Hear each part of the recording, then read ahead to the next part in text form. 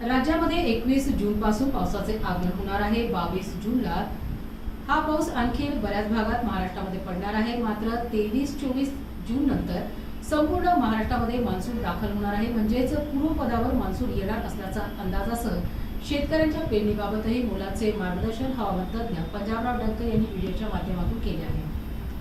नमस्कार, मी पंजाब डक। आज आहे 20 जून 2026। आतापर्यंत जे संपूर्ण महाराष्ट्रातले शेतकरी असो, संपूर्ण जनता ज्याची आतुरतेने वाट पाहत आहेत, तर तो क्षण आता जवळ आलेला आहे। तर राज्यातल्या सर्वप्रथम सर्व शेतकऱ्याला सांगू इच्छितो की राज्यामध्ये 21 जून पासून पावसाला सुरुवात होणार आहे।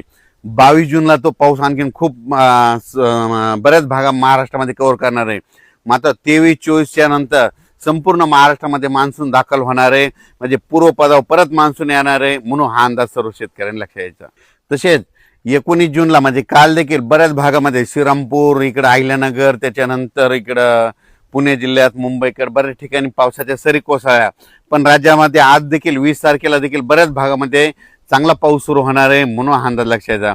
आजपेक्षा तुम्हाला सांगू इच्छितो 21 जून पासून राज्यात पाऊस सुरुवात होईल, पण त्याच्यानंतर 22 जून, 23, 24, 25 असं करत करत 2-5 जुलैपर्यंत राज्यात सगळीकडे चांगला पाऊस होणार आहे आणि शेतकऱ्यांच्या सगळ्या पेरण्या होणार आहेत। म्हणून ही सर्वप्रथम आनंदाची बातमी। शेतकऱ्यांनो, घाबरू नका, यावर्षी चांगला पाऊस पडणार आहे। म्हणजे आता सगळ्यांच्या पेरण्या होणार आहे। फक्त मी म्हटलं होतं ना, निसर्ग काय झालं, या वातावरणामुळे 22 दिवस पुढे सरकला, म्हणून भविष्यामध्ये दरवर्षी जूनच्या शेवटच्या आठवड्यात पेरण्या होणार आहे। म्हणून हे गणित कायमचं लक्षात घ्या। पण राज्यातल्या सर्व शेतकऱ्याला सांगू इच्छितो की सर्वप्रथम आनंदाची बातमी, म्हणजे सोमवार, मंगळवार, बुधवार, गुरुवार हे म्हणजे सोमवारपासून जे पाऊस वाढायला सुरुवात होईल। मंगळवारी तर आणखीन खूप वाढणार, बुधवारी तर खूप, मग गुरुवारी असा वाढत वाढत चांगला 2 जुलैपर्यंत सगळीकडे महाराष्ट्रामध्ये पाऊस पडणार आणि सगळ्या राज्यातली सर्वांची पेरणी होणार आहे। म्हणून ही सर्वप्रथम शेतकऱ्यासाठी आनंदाची बातमी। आज तुम्हाला एक सांगू इच्छितो की आज देखील तुम्हाला बघायचं झालं तर आज बऱ्याच ठिकाणी वारं बंद होईल। काल देखील वारं बंद झालं, त्याच्यानंतर आज देखील होईल। आणि दिवस मावळत असताना म्हणजे आज 20 तारखेला उद्या देखील तुम्ही बघा, आज खूप तांबडा आभाळ होईल। ज्या ज्या भागात जास्त तांबडा आभाळ झालं, वाटल्यास त्याचा फोटो काढून ठेवा। बघा त्या भागामध्ये सोमवार, मंगळवार, बुधवारला कसा पाऊस पडतो, म्हणजे 72 घंट्यात तिकडे पाऊस येतो का नाही, हे तुम्हाला निसर्ग संदेश देतं।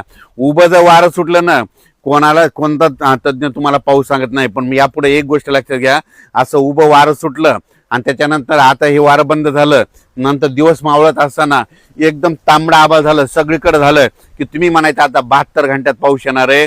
म्हणून हा अंदाज सर्व निसर्ग देतो, कोणी शेतकऱ्याला कोणते तज्ञ सांगत नाही। म्हणून हा अंदाज सर्व शेतकऱ्यांना लक्षात द्यायचा। जिल्ह्यावाईज जर सांगायचं झालं, तुम्हाला सांगू इच्छितो विभागावाईज सांगायचं झालं तर आज देखील काय होणार आहे, म्हणजे आज देखील बऱ्याच भागामध्ये पूर्व विदर्भ, इकडे दक्षिण महाराष्ट्राकडे बऱ्याच ठिकाणी थोडंफार आगमन होणार आहे। पण 21 तारखेला ते आगमन आणखीन वाढत जाणार आहे।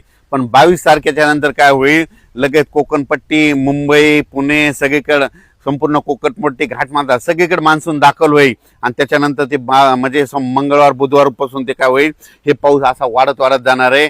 आणि त्याच्यानंतर संपूर्ण महाराष्ट्र काय होईल, बुधवारपर्यंत सगळं व्यापून टाकणार आहे आणि सर्व शेतकऱ्याच्या पेरण्या होणार आहेत। आणि तुम्हाला एक सांगतो, एकदा जर पाऊस सुरू झाला की पाऊस पुन्हा ते बंदच होणार नाही, पुन्हा काय होईल, कंटिन्यू असं चालत राहील।